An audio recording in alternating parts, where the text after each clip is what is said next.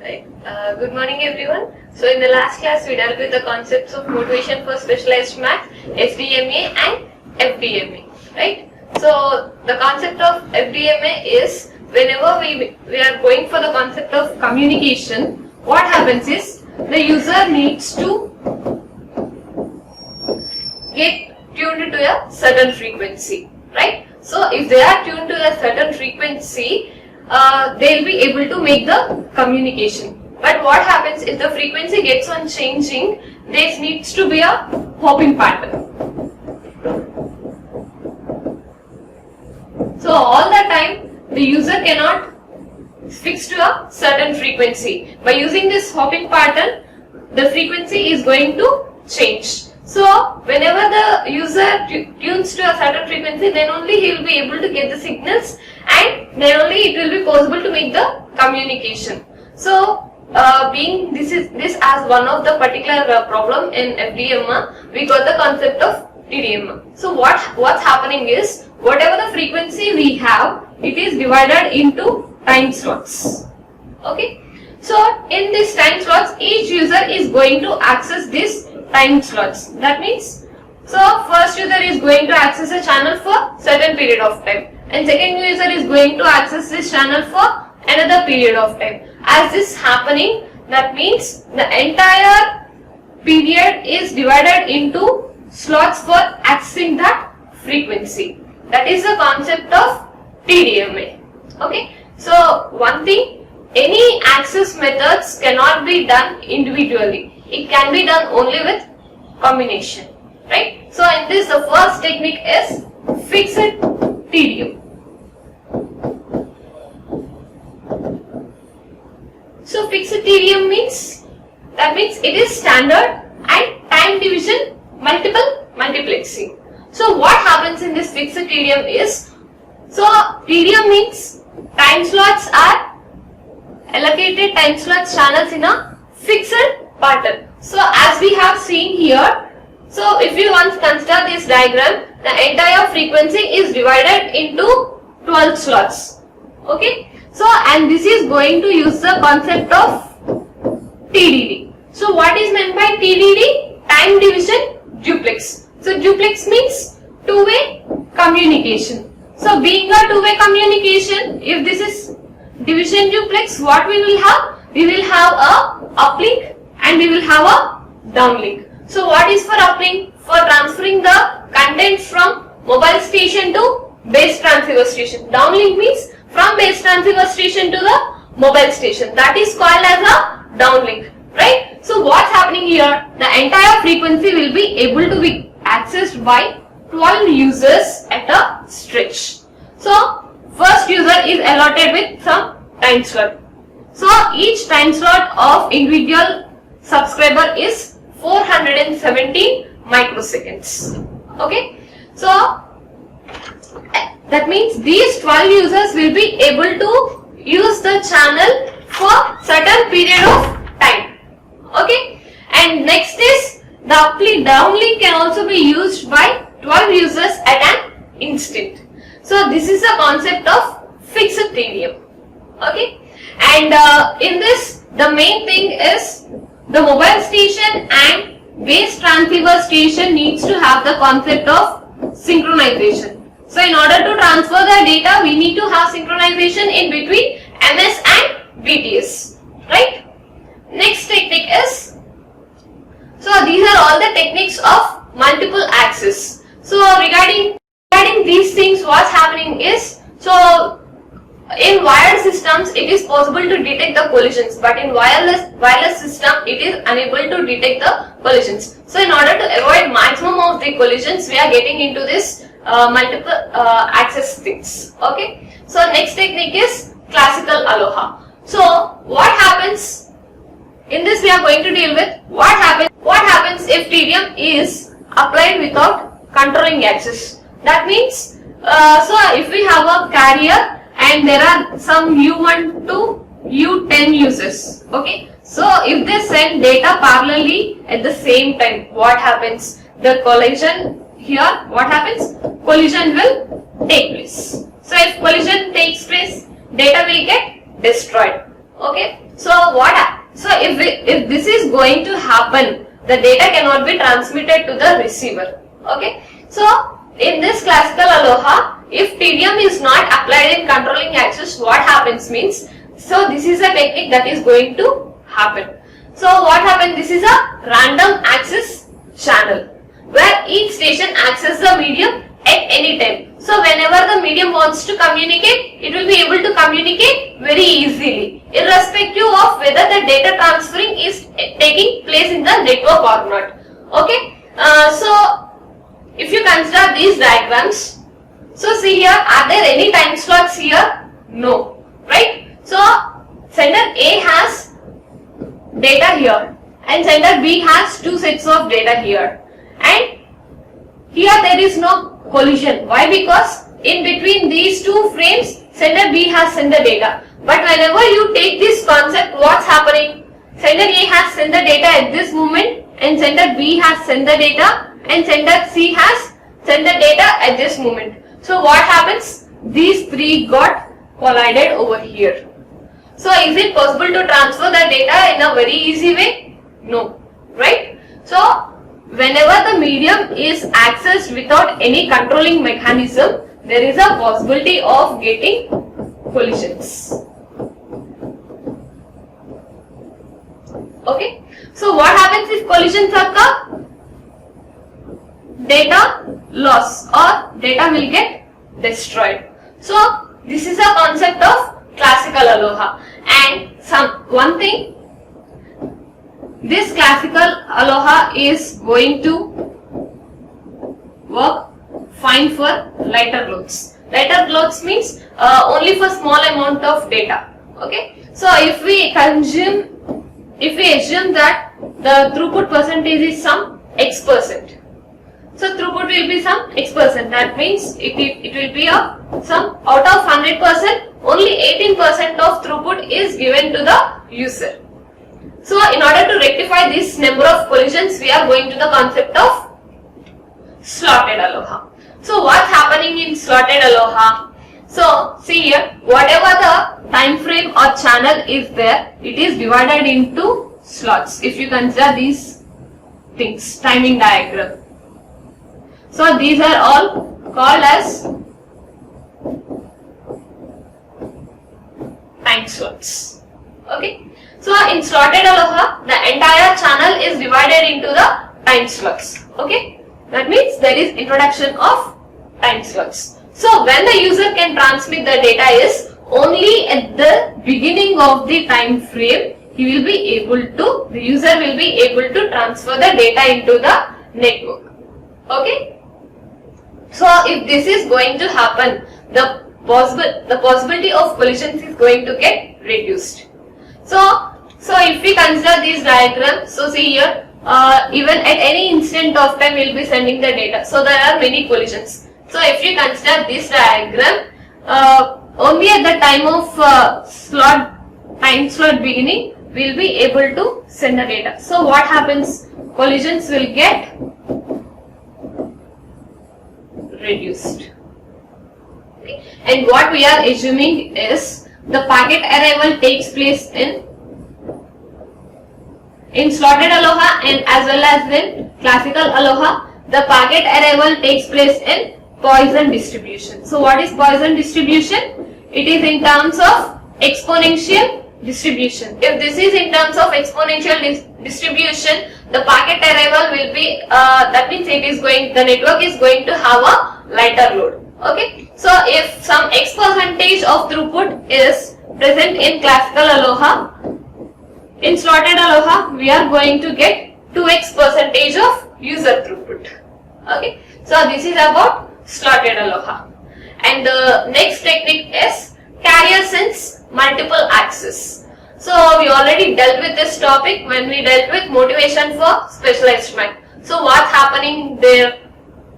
So if we have what's happening in CSMA is if we have a channel access, if we have a channel and we need to sense this, assume that this is a carrier. Okay, we need to sense this carrier initially before transmitting the data. Okay, so what happens when we sense this? If this is busy, sorry, first case is if it is idle. If if it is idle, what we need to do? We need to transfer the data into the medium. If it is busy, what we need to do? It needs to wait for a random amount of time. Okay, so after random amount of time, it needs to again sense the carrier, and if it is busy, it needs to again random amount of time. If it is idle, data transfer needs to take place. So this is carrier sense multiple access. So the problem with this is hidden terminals will not get. So already we dealt with this hidden terminals. So hidden terminals will not be able to be detected, right? So in order to, this is a problem with CSMA. So there are multiple versions of CSMA. First one is non-persistent, P-persistent and 1-persistent. So non-persistent CSMA means all the stations who wants to access the medium. Okay, all the stations who wants to access the medium will access carrier. All the stations who wants to access the medium will sense the carrier. If it is idle, simply send the data.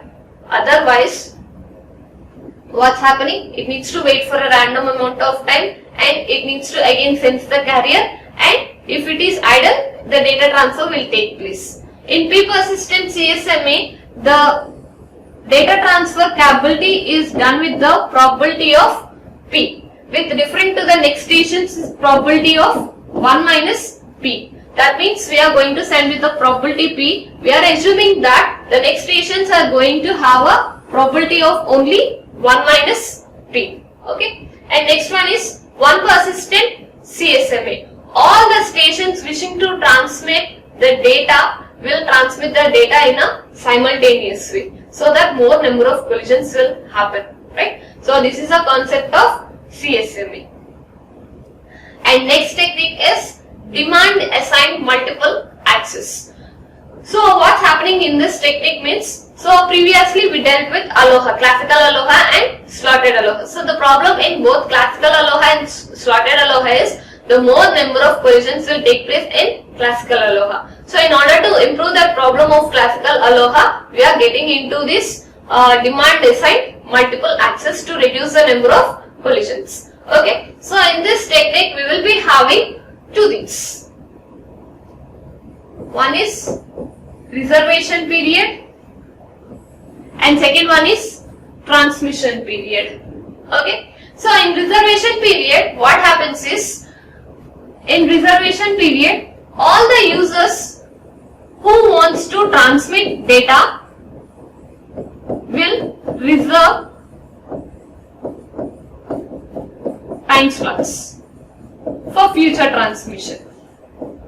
Okay, so what happens in transmission period? If they get that period, automatically the stations will start transmitting the data. The stations who got only the time slots will be able to transmit the data. So what happens here? The collisions will get reduced. So if there are less number of collisions, automatically the throughput is going to increase. Okay. So if there are high number of subscribers or users that are transferring the data, there might be higher delay in the network, right? So if you see this diagram, you will be able to understand that. So this is reservation period. Reservation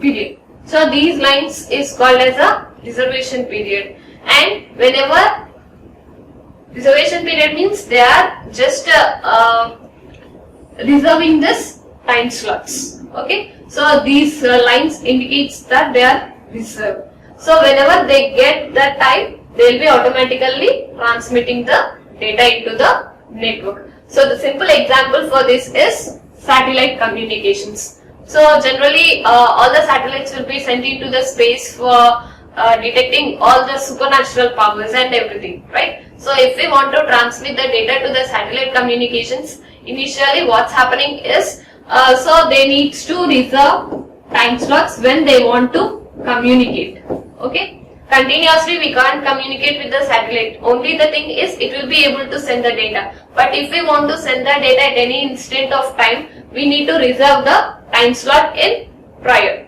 So whenever the time comes, we need to able to transfer the data.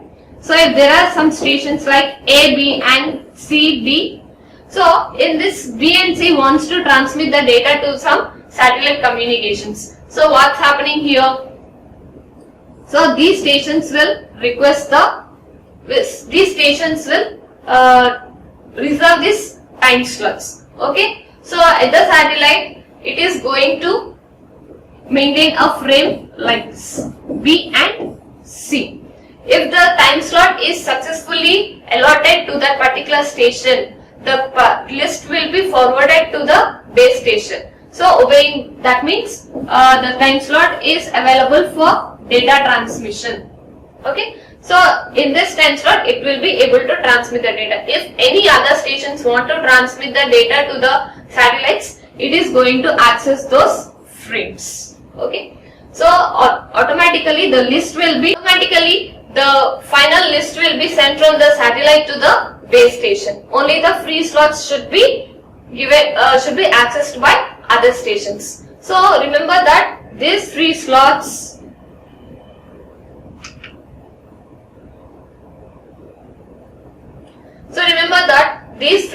will be accessed only by the base stations. No other station will be able to transfer the data in this time slots. Okay. So this is a concept of demand assigned multiple access. And next thing is, so here there are some free slots, right? So what's happening is, next technique is PRMA, packet reservation multiple access. So this is a implicit reservation scheme.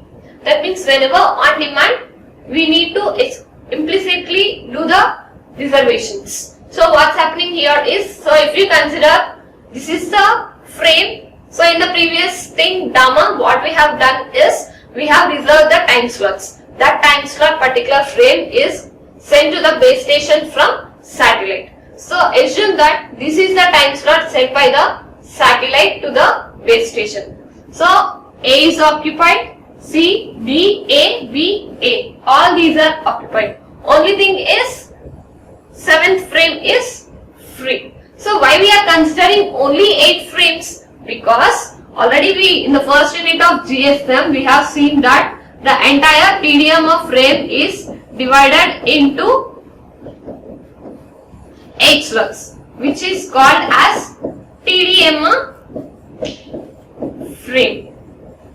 Each thing is called a burst. Okay. So that is the reason why we have considered the 8 frames. So in this is a free slot, and in this these are free slots.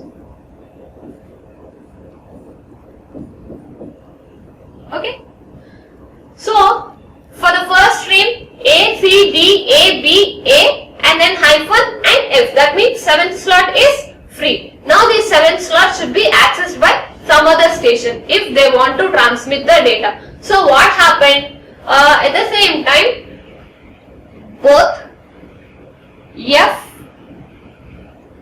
so 2 stations had access to this data. If 2 stations access the data at the same time, the slot will not be given to any other, or the slot will not be given to any of the station. Otherwise, the first who accesses the slot will be given this slot. The station that first accesses this slot will be given this slot. Okay. And next in the frame, now D has transmitted its data. A, C, D, A, B, A, and this slot is not allotted to any station, and F also has transmitted this data. That is why these are empty slots. Now other station has accessed this slot.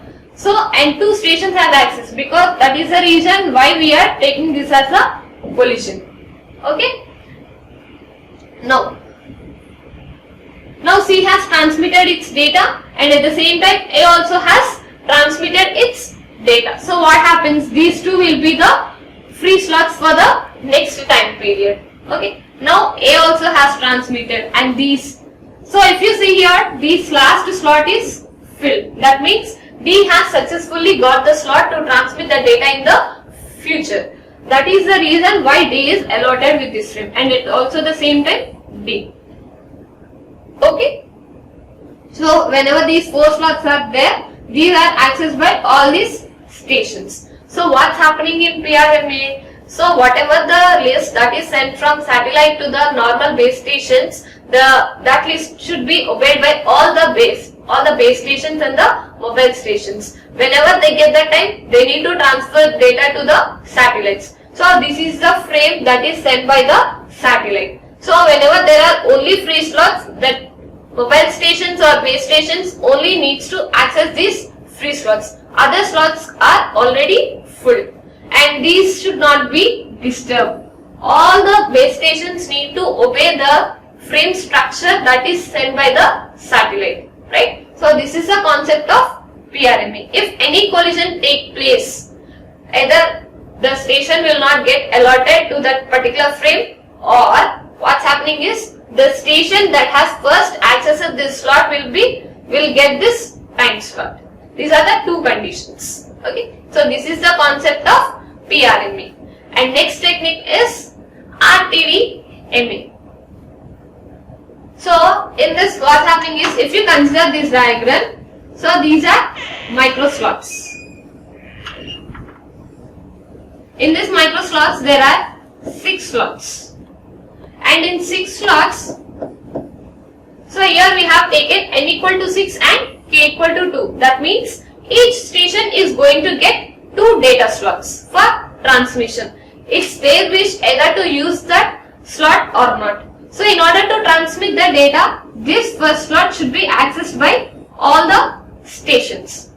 So it needs to reserve this first time slot, then other time slot. So if station 1 get the first time slot, it is going to transmit the data in this 2 bus. If the station gets the second time slot, it is going to transmit the data in this 2 bus. Okay. So in reservation TDMA, what's happening is, in future, if we want to transmit the data, initially these slots should be reserved. That means it is going to have a reservation phase, and second thing is, it is going to have a transmission phase. In reservation, they need to reserve the slots for data transmission in future. In transmission phase, whatever the data simply we want to transmit, it is going to get transmitted. It is not mandatory that all the stations need to access these 2 slots. Okay. So in this, if any of the burst is free, any station can use this. Any station can use these free slots for data transmission. These free slots can be accessed in round robin mechanism. So what is meant by round robin? So round robin means, if there are 4 processes, each processor is going to get some 2 seconds. Whatever the time that is allotted by the user, only that number of seconds the task will get executed on the processor. Okay, that is called as round robin mechanism. So for transferring the data in these free slots,